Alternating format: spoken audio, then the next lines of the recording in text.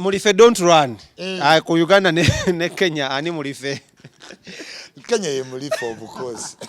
Mulife don't run. Breaking story eyazze mwe nawe mu Uganda mwakitegeddeko tugenda kwogera ku general, full general right now. Tujja kwa tutuma mu ko tunyonye mu 4 star kitegeeza ki ne 5 star kitegeeza ki nga tugenze mu nsonga zonna naye nga omukulu Muhoozi Kayine Rugaba right now is a full general mu ggwanga lya Uganda era nga yamutikidde bamuyita General Yoweri Kaguta Museveni. Kino kyayongedde okutuusa ba generali 8 okujjuza ennamba y'aba generali 8 oluvannyuma badde bakendeddemuko naye kati ne baddamu ne bakyuka n'omukulu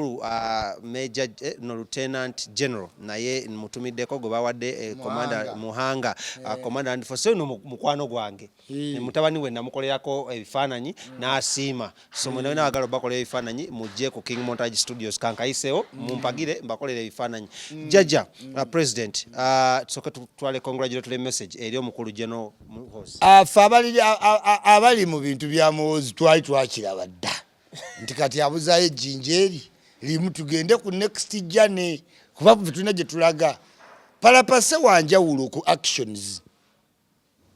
rewind palapase eno journey fe twakimanya nti one time kati Lieutenant General ti kati alina okuba General kubanga ogenda ofuga eggwanga toyinza kujjanga oliko incomplete mu sect kyova olabanga beesigye obwa president bwamulema nga basejjusa bajjeno bagawayagala jogani General kimanyi General okukuba General bakuba battalion namba okutuuka ku General ogu so General ya highest rank esembayo kati woba ogifunye kitegeeza ocommandinga air force ocommandinga land sea all army sectors abo be ba General kakati oyingira mu byobufuzi ng'olina power ku magye kubanga jjukira amagye order ni order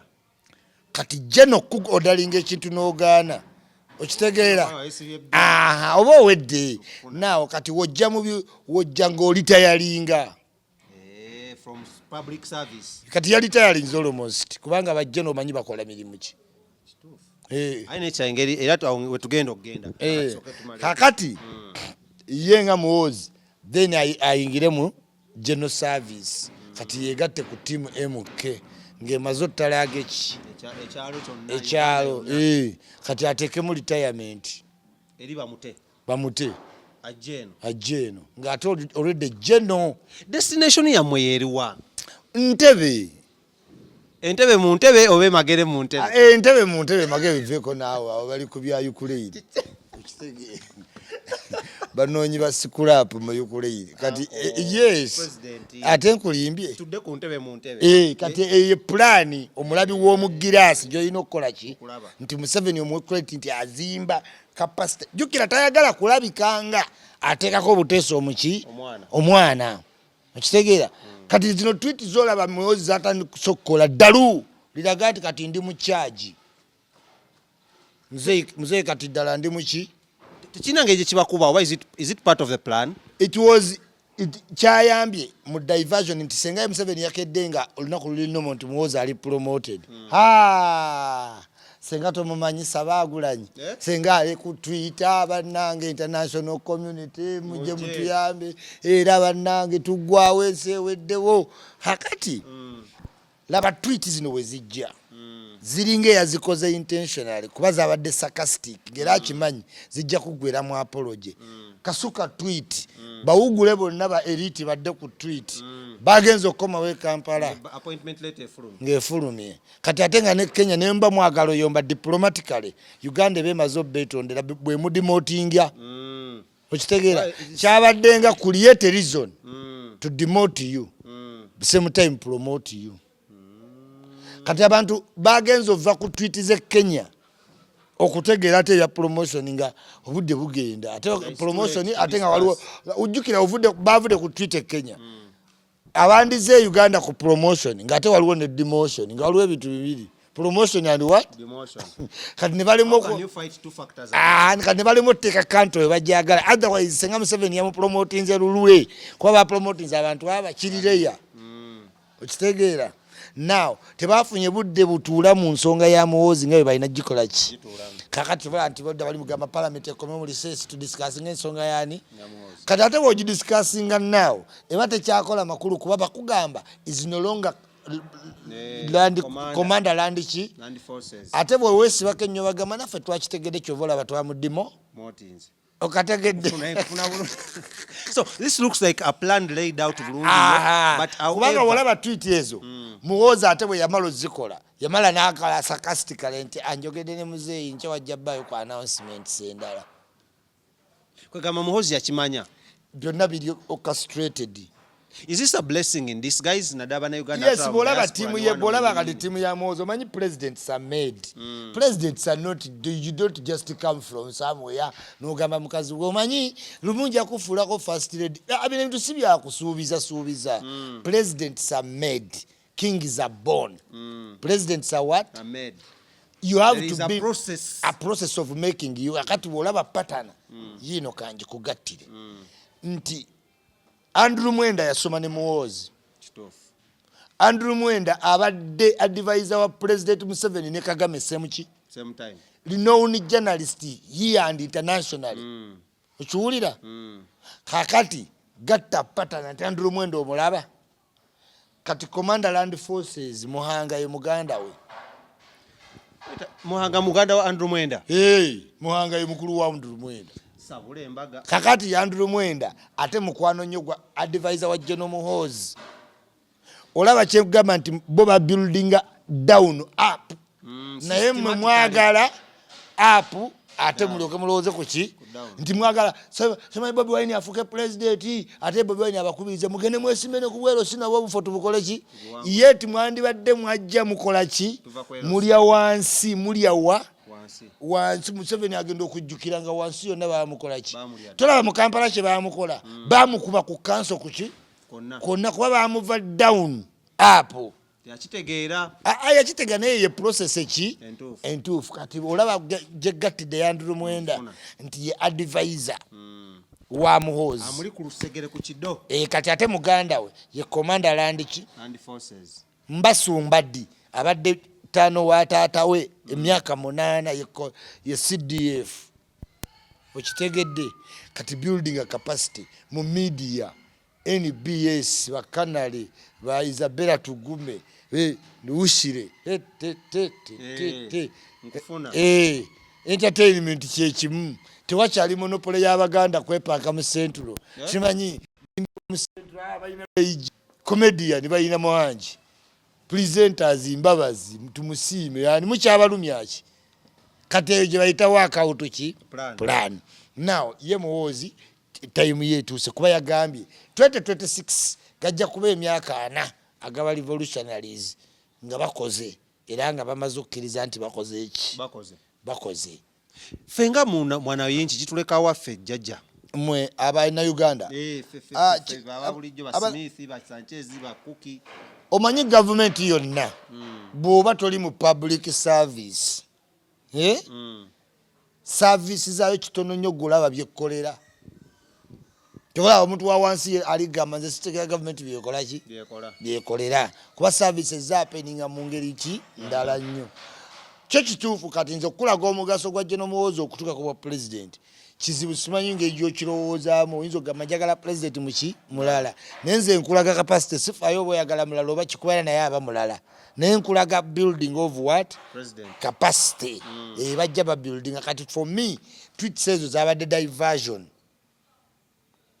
aba opposition bageze okudda Uganda nga bamugjeeko ng'ate bamupromoting olutalo lwa Kenya ne Uganda naddala ku social media gwe kwokolera kwobeera kwosiiba oli updated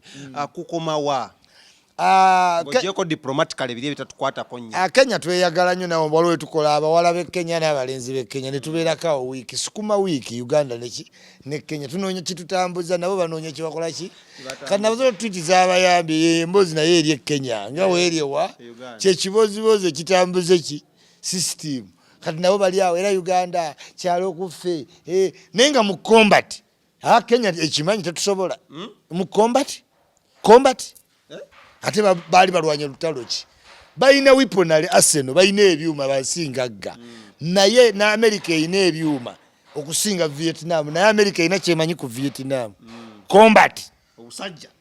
gezo ti olinye ku ttaka ku ground owulire Vietnam Cambodia oba basinga ebyokuki ebyokulwanyisa kanave gye tugamba Kenya nti Uganda tutye Kenya emaze ebbanga nga Al-Shabaab bagitawanya bagikubira ne Westgate naliyo nali nkyasoma nosoma yalemwa ogenda wadde okudominatinga Somalia ani ali Somalia Uganda ani ali Congo Uganda ani abadde Rwanda Uganda Burundi Uganda Central African Republic Uganda kati Kenya yagala tugamba ki mu combat tuli babi ekyo kyo Kenya kirize mulife don't run ku Uganda ne Kenya ani mulife Kenya ye mulife obukozi mulife don't run Kenya kati akatwiti obutwiti ne kabatuuza sinanyaga byo tolo tunatandika omachinga amaje ku border but all in all we are friends with Kenya tewali Kyamanyi to be honest ezo bazita reckless statements era president yagenze maaso nakola apology on behalf of General Muhoozi General Muhoozi nga commander land force ngoyagala kukulembera gwanga si kirungi oteeke bantu mu light nti ebintu bikufaanana kuba politiki kyebali eno tukola oli mutamiivu oli olauze ate nawe yenyini n'ogera n'okola ebintu ebiriki more of the same position eki omusajja buli walibuuza jeno mutamiivu jeno ate yenyini yawanjuzi ti ali nange nnyo omwenge nensavinze bulungi Museveni awo ine engeri sina character zoyina otambulirako era kyoba bali abalala tubagambye neeyisa yammwe tefaanana y'abakulembeze ate gwe nawe toyinza kukola waasi. Kale, congratulations once again, General Muhoozi Rugaba, upon your appointment in Full General right now. Kati obwa General wabumazembe obuzayo bwa General Manager. 4-star ne 5-star byebiki ebyo olina ky'obimanyiko nga gwe? 4-star the 5-star kite 5-star y'abaasembayo okudda ku field marshal. Naye ranks z'amagye ze mbeera mu bayitira ne sasula neki. Kati olaba tulina ba General 8. Jeno kuranka ya jeno wotukira ku jeno oba osomye emitendera gyonna egy'amagye oba osobola okukomandinga olutalo nga toli mu lutalo nga olaba ba jeno ba America babeera mu Pentagon ninga bakomandinga olutalo kati eyo capability ne capacity okitegeera okureadinga mind y'abasirikale okumanya coordinates olina okuba olina military science library okitegeera ng'osomye ebyafaayo ng'olina ebintu ebirireetinga ku ntalo z'ogenzeemu era mu America oba n'olutalo bagamba General gundi yagenda olukulembera yali mu lutalo lw'egundi okitegeera yali Afghanistan n'avaayo n'agenda Kuwait yakomandinga battalion bweti ne bakuwa update watuuse kati bamuhoozi bajeno lwakuba Bannayuganda babadde tebannategeera nti military yatuukamu education kati tetukyalina ba General nti olwokuba yeetise nnyo emmundu kasireki gwanga ojja sigala ku bwa kopolo tetulina kyakukola kati bano basomye technology tracking military science bajja bayita courses kyobola amagye teryakaayana naye ate abatamanyi ku byamagye ye bakola ki era simanya atikkidde mwana we leetayo owuwo ayina ebintu nga ebibye tumuwe.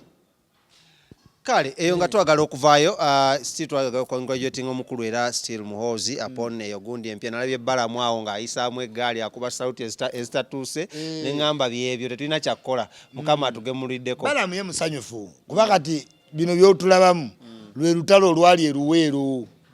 kati Bbala mumujjukire okuva ddadda ng'atandike tuli ku Museveni ng'era yeesiba ku Muhoozi ki kati kwe kulwana be bagenda obbeera wali mu government eddako weewuunyo bamwe kiministry kya entertainment ikyuli abadde apangisa be bannannyini bizimbe nga ffe tuli ekkololo ffe tuli mu lutalo olwedde